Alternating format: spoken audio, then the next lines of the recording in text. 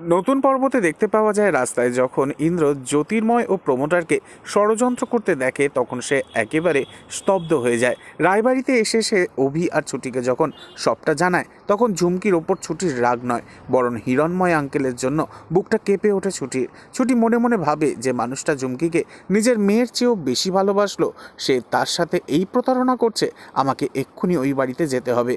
এই বলেই ছুটি যখন হিরণময়ের বাড়িতে পৌঁছায় তখন ঝুমকি চোখের জল ফেলে হিরণময়কে বলছে, বাবা, আমি একটা নতুন বিজনেস শুরু করতে চাই যেখানে তোমার নাম থাকবে। এই কাগজে একটু সই করে দাও না।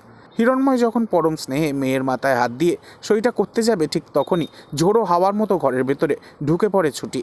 ঝুমকির হাত থেকে কাগজটা কেড়ে নিয়ে হিরণময়ের সামনে ছুঁড়ে ফেলে দেয় ছুটি আর বলে, আঙ্কেল, আপনি যাকে নিজের মেয়ে ভাবছেন সে আপনার স্নেহের সুযোগ নিয়ে আপনাকে রাস্তায় বসানোর চক্রান্ত করেছে। হিরণময় নিজের মেয়ের এই আসল রূপ দেখে একেবারে স্তম্ভিত ও মর্মাহত হয়ে পড়ে।